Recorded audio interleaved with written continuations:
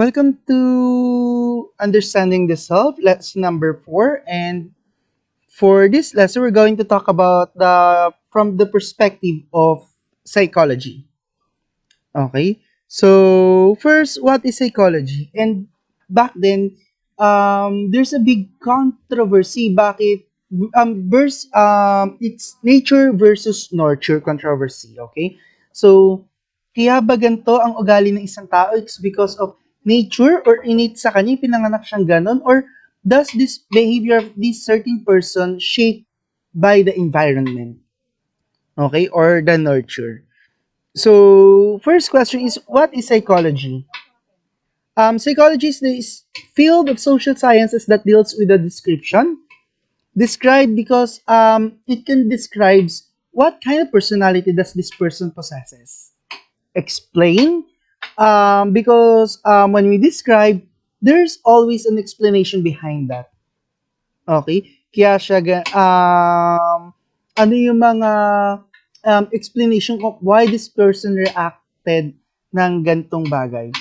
Okay? Prediction because of, there are some studies, according to psychologists and philosophers, that psychology also predict the behavior. Kung bata ka, or yung past behavior mo ay ganito, yung nire-react mo, most probably, when you get older, or sa future, magiging ganito din yung behavior mo. And also, it control the behavior of a human being. For example, is, kung ang isang tao, ayaw niya ng behavior na pinapakita sa kanya isang human being or friend niya, pwede niya itong makontrol by using reinforcement or by using a punishment also. Okay, that's why psychology is a field of social sciences that deals with the description, explanation, prediction, and control of behavior. And one of the philosopher and also a psychologist is William James. William James, in his study of human thoughts, concluded that thoughts have 5 characteristics. Number 1, all human thoughts are owned by some personal self. Meaning to say, lahat ng nasa isip ng tao, even though it might be dictated by the society or the other person, ay, pag ba may-ari nito, ay yung person itself lang. Okay? All thoughts are constantly changing or are never static. Meaning to say, maaaring ang pag-iisip ng isang tao ay nababago. Lahat daw ng pag-iisip ay nababago based on the experiences. Okay? Halimbawa, kung tingin mo dati ay ganito ang isang bagay and you have experienced that one, or you gained knowledge with that experience or acquire knowledge, nababago ang thoughts ng tao. Third, there is a continuity of thoughts as its focus shifts from one object to another. And number 4, thoughts deal with objects that are different. Okay? From and independent of consciousness itself. And number 5, consciousness can focus on particular objects and not the others. Okay? So, there's a study that our brain stops. There's no such word as multitasking. Because if we do certain tasks, and then, example would be, inutusan ka na magulang mo bumili ng suka, tapos habang nagre-review ka, and then, may pinagawa pa ng isang task sa'yo ang isang mong nanay, ang mangyayari nun is our brain shifts from one to another. So, you can only focus on one. You might cannot perfect the certain task that you would like to because of nakafocus lang ang consciousness natin sa isang bagay. Okay?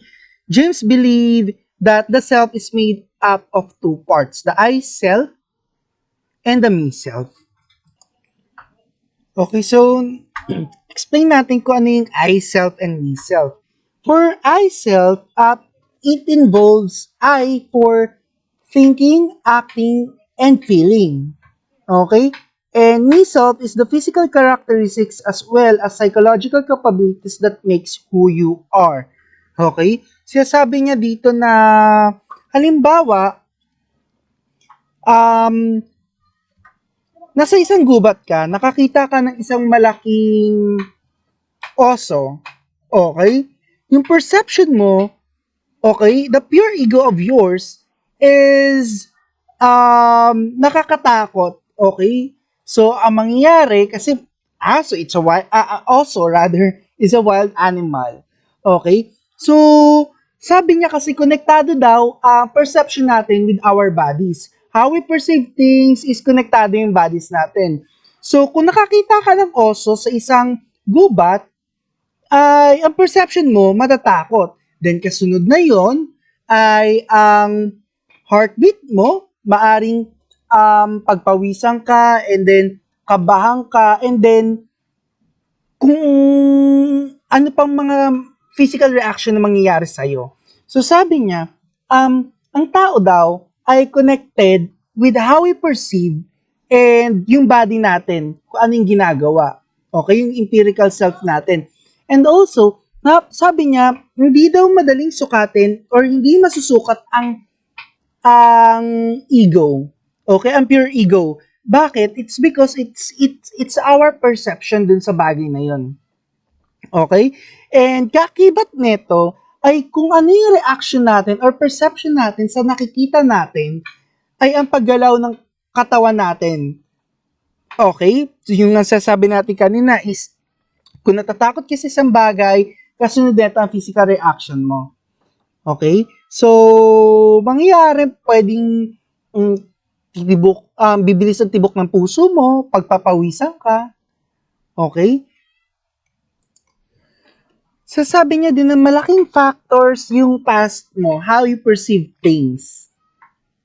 Okay? Kasi, meaning to say, kung may thinking ka na also ay nakakatakot, kapag nakasalamuha mo siya without barrier, and baka sakmaling ka neto, or baka saktan ka neto, okay?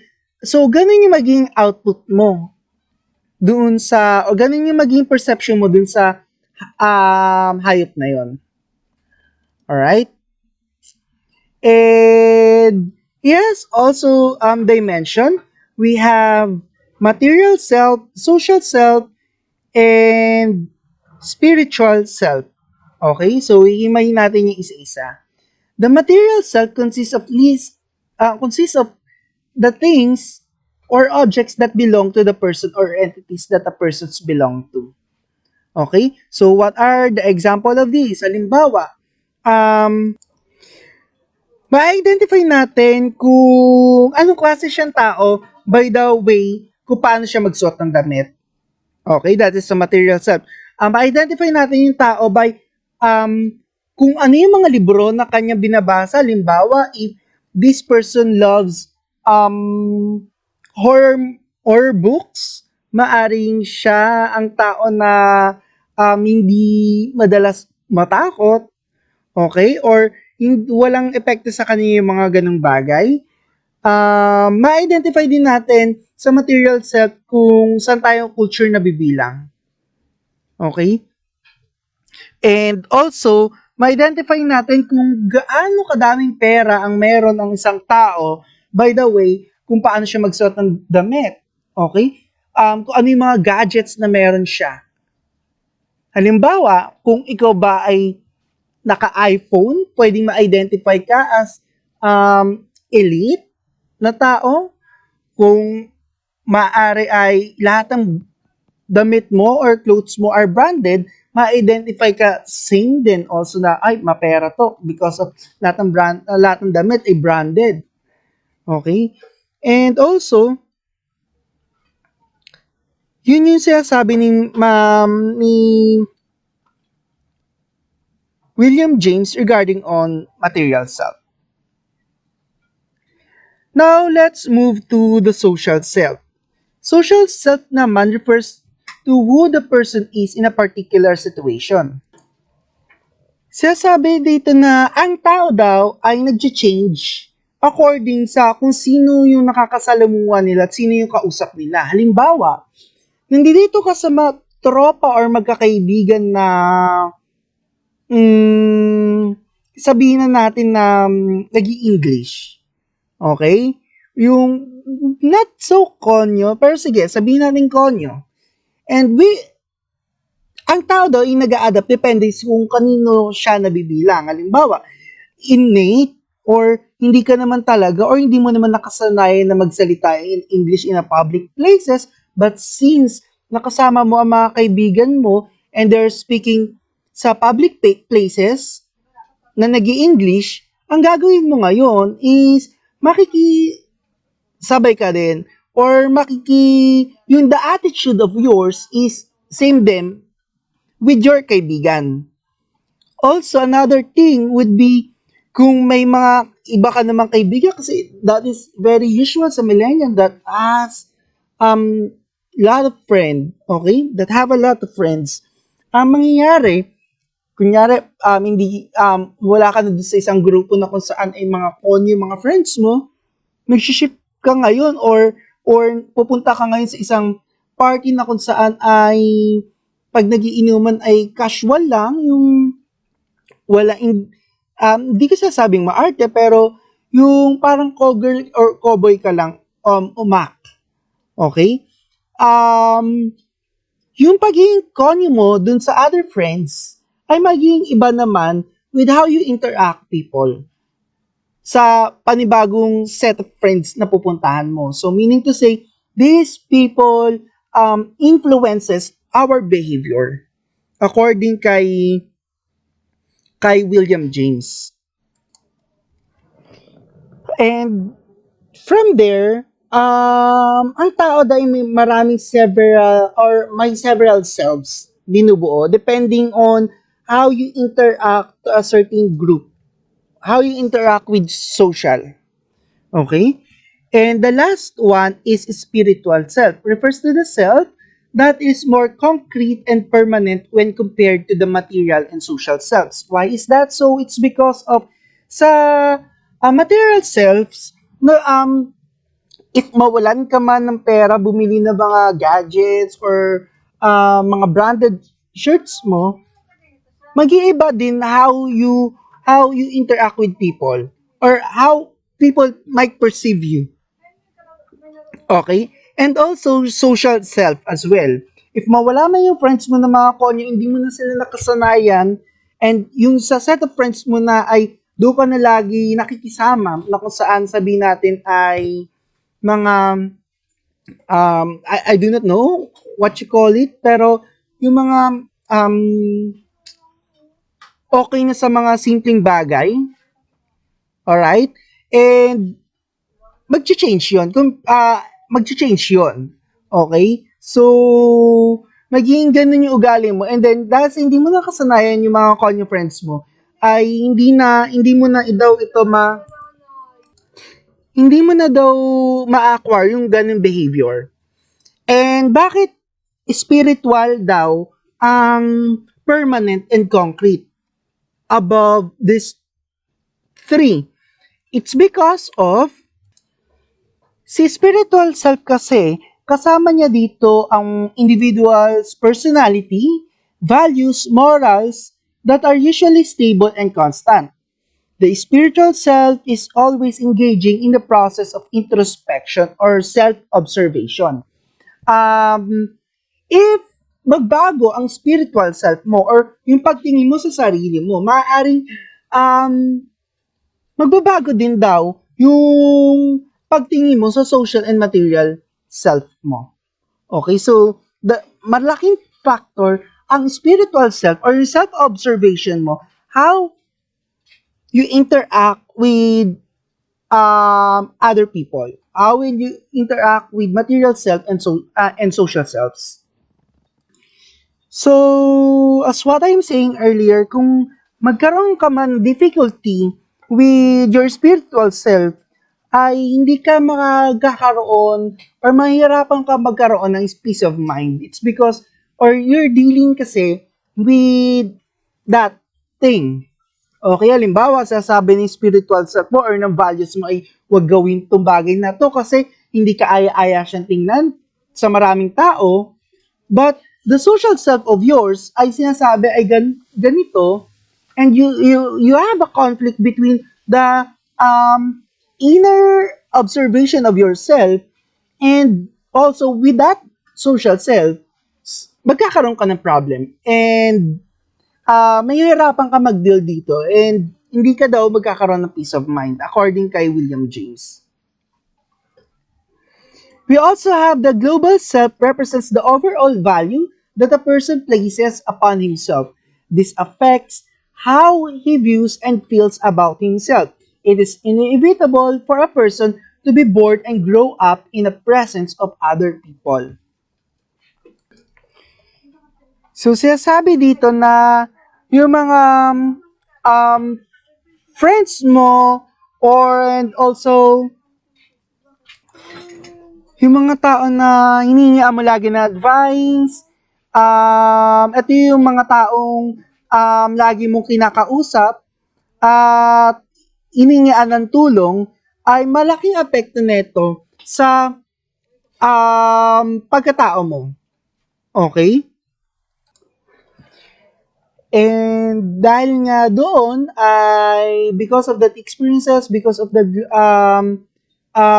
yung mga taong nakasalamuha mo, eh, ito ngayon ang naging uri ng tao ka because of them, because they are a big factor para maging ganyan ang pag-uugali mo. It depends din sa mga tao nga, as what I'm saying earlier, nangininga mo ng advice, nilalapitan mo lagi ng tulong. Okay? Next would be, these people are who he turns to when he needs advice, someone to talk to or just to be with, as what I'm saying earlier. Okay? And Murray Bowen is known for the two forces na nakaka-apekto sa tao, togetherness and individuality. Sinasabi dito na ang togetherness is too much togetherness can cause a conflict and individuality can cause a conflict. Why is that? It's because of kung lagi mo nakakasama ang tao or kaibigan mo and lagi kayong attached sa isa't isa, okay, mahihirapan ka ngayon na ma-identify what are the things na kaya mong gawin and hindi mo kayang gawin. Okay? That is what togetherness means. Kasi nga, halimbawa, meron kang best friend that you always wanted to ask help. Okay? And dahil sa nakasanayan ka niya, naka-apekto ito ngayon sa pagkatao mo na humingi lagi ng tulong and naging dependent ka. Okay? So, we need to separate ourselves to that person quite some time for us to know what is our identity. And too much to get individuality also can cause a conflict. It's because of nasanay ka maging independent na tao. Okay? Dahil sa nasanay ka naging independent ka na tao, nakakalimutan mo na ngayon yung ibang tao. That's why togetherness, individuality has a conflict. Dapat balance dito sa dalawa. If sabi nga sabi nga kung lagi kang nakadepende doon sa tao na iwan mo yung pagkakakilanlan mo sa togetherness, sa individuality naman, ang negative nito is kung sanay ka lagi na mag-isa, nakakalimutan mo naman ngayon yung ibang tao. According kay Murray Bowen. Next is Carl Rogers. Si Carl Rogers are known for person-centered therapy, and he stated that the term of self-concept is used to refer to how a person thinks about or perceive himself. Okay? And he has a concept of ideal self and real self. Sa ideal self mo is halimbawa would be gusto mong maging psychologist. Okay? That's your ideal self. Gusto ko maging registered psychometrician. Gusto ko maging psychologist. But the real self mo is hindi ka naman talaga mahilig magbasa or wala kang patience sa mga tao. Dapat daw, sinasabi niya dito, ay akma si ideal self at saka si real self. Kung hindi ito akma, magkakaroon tayo dito ng conflict or may hirapan ka mabuo yung self-concept na gusto mo. O kaya halimbawa, gusto mo na pumayat, maging slim. That's your ideal self. But the real self of yours is hindi ka na gumagawa ng action or kain ka naman ng kain. Okay? That's the real self of yours. Ibig sabihin, nahihirapan kang i-achieve si ideal self na gusto mo. Paano natin yung ma-fix? It's for us to be congruent. Kailangan yung ideal self natin is aligned doon sa real self na ginagawa natin. Okay?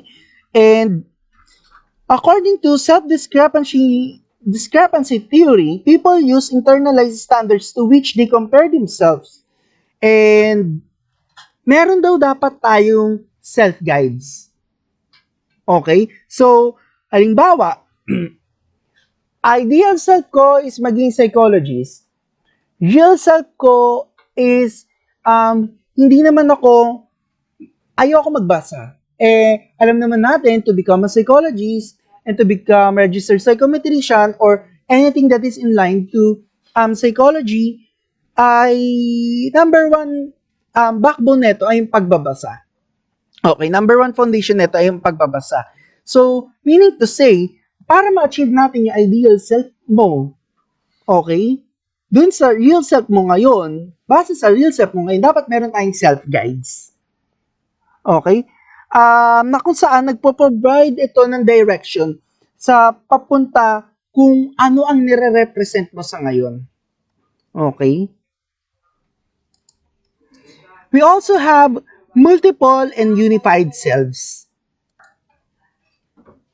For this, the multiple selves theory suggests that there exists in the individual different aspect of the self. It makes sense that the self is whole made up of parts, meaning to say, since that ourselves is made up of parts, for this one,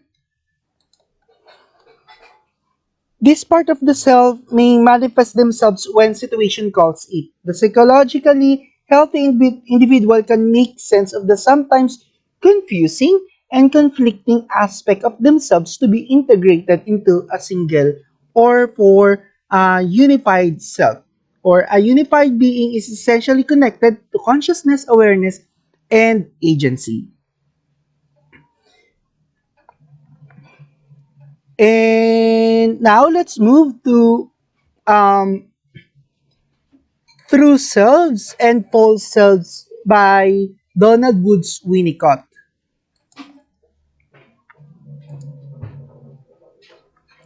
True Selves. The true self is individual is one in which self is seen as creative, spontaneously experiencing each day of lives, appreciating being alive, real integrated and connected to the whole existence. It is further characterized by a high level of awareness in the person of who he is, what he is capable of, and does not afraid to let other know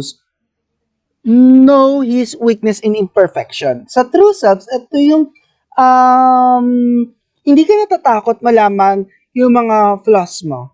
Okay? Yung mga weaknesses mo. Okay? He is capable and does not afraid to let other know his weakness and imperfection. Sabi nga kanina, nare-recognize yung failure. Okay? So, we have in interview we have strength and weaknesses. So we as human being we know what are our strengths, kung saan tayo magaling, and we also have false self. False self may be manifested as a form of defense in it is the mask that hides the true person for fear of rejection and failure.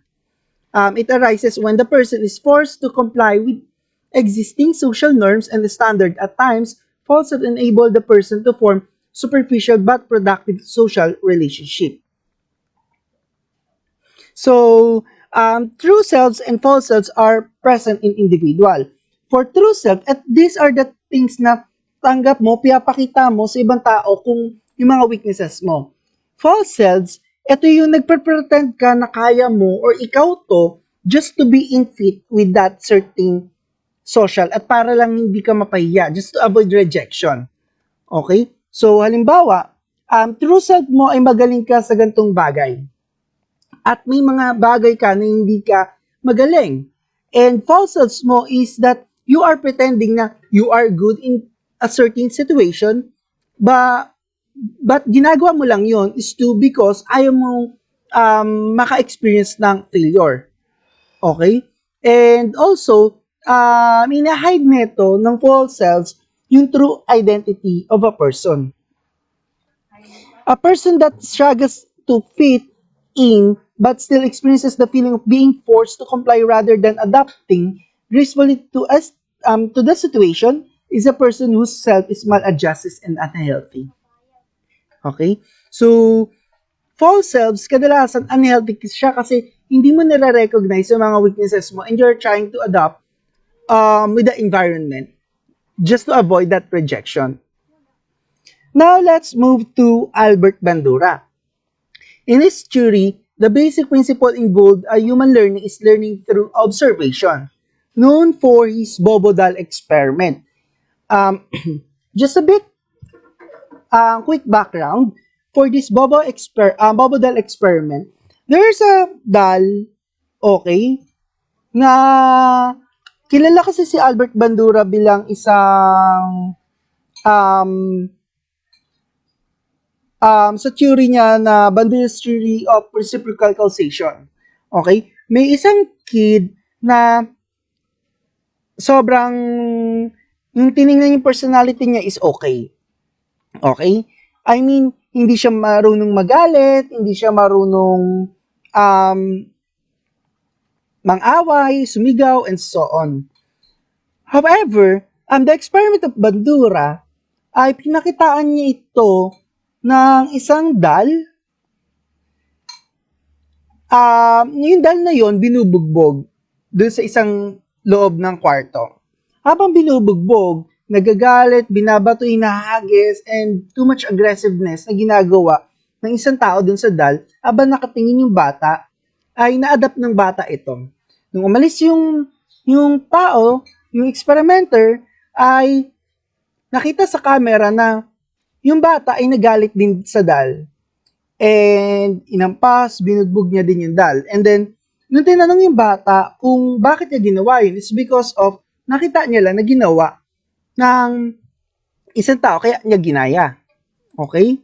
And we have intentionality, features of human agencies. Actually, we have 4 intentionalities na nagda-drive sa tao. Okay?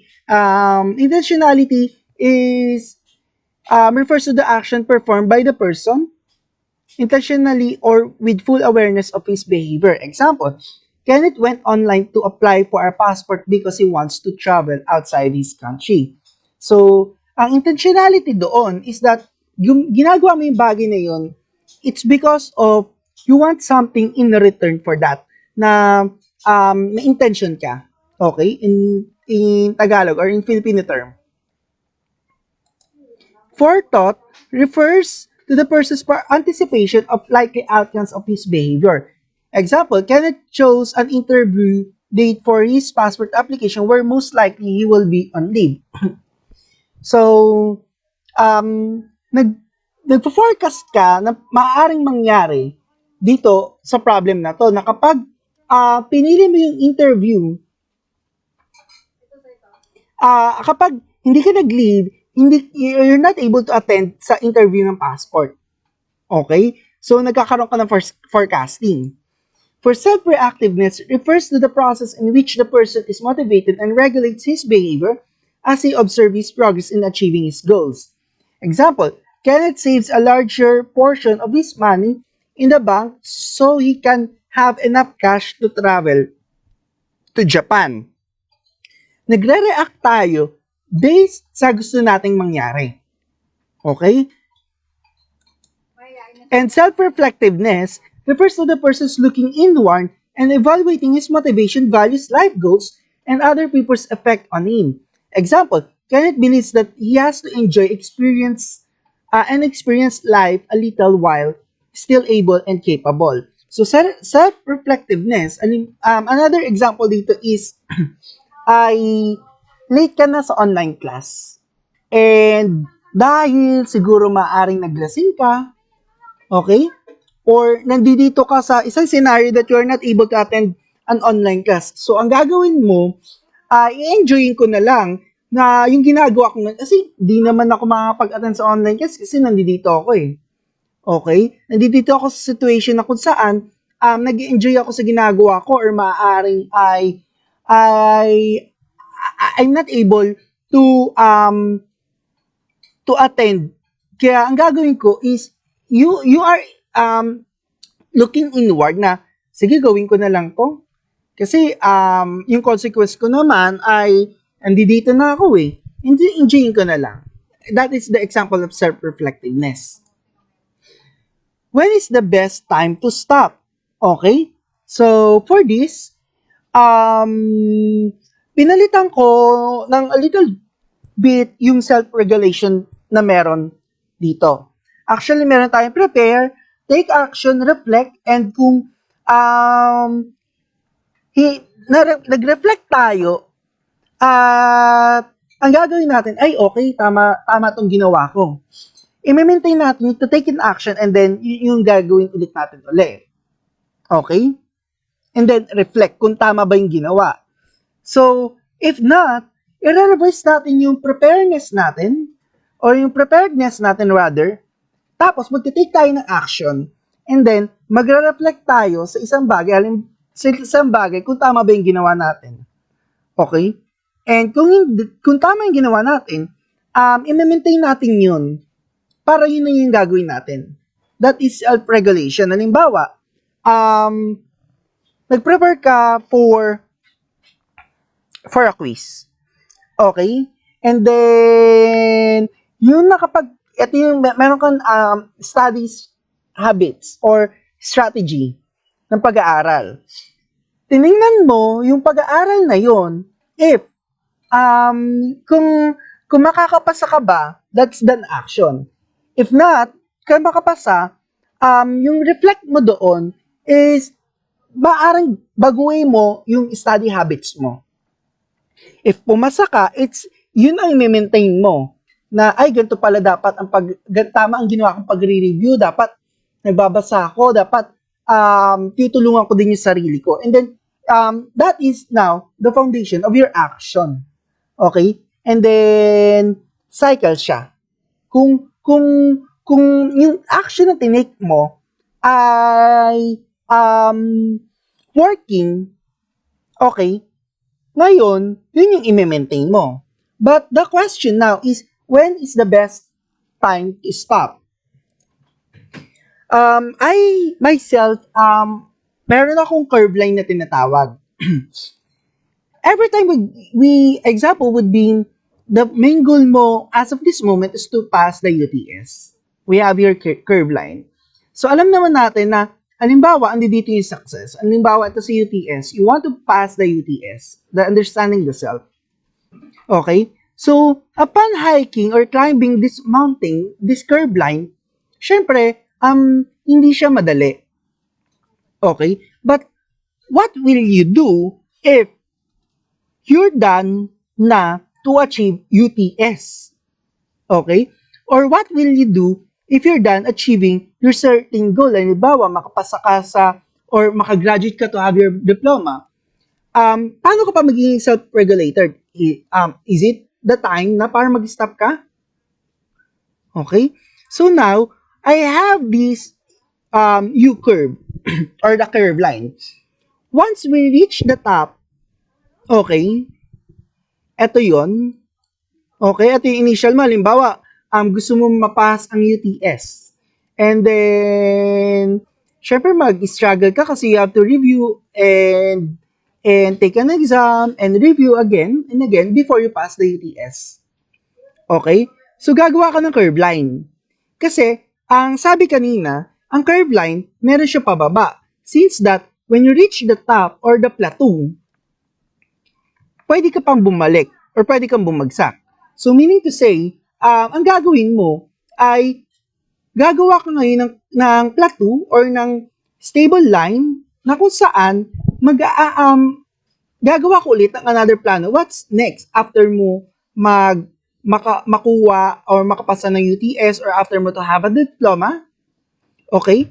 Same with um, sa buhay natin. So, meaning to say, kung na-achieve na natin yung goal natin for us to be regulated, and hindi tayo ma-burn out, hindi tayo mag-stop dapat gumawa tayo ng another curve line. Yung another curve line na yun, if it works, and then, good. But if doesn't work, may babalikan tayong plateau. Okay? Ganun siya. So that's my only theory or hypothesis para dito sa curve line. Kasi kapag tayo na-achieve natin yung goal natin, minsan there are times na nababurn out tayo because we already achieve our goals. But what do we need to do kapag na-achieve na natin yung goals natin is to create another curve line for us to be regulated. Okay, and that is the end of lesson 4. And hope you learned something. And for an activity, we also have answered the module and also the assignment as well. Okay, thanks for listening.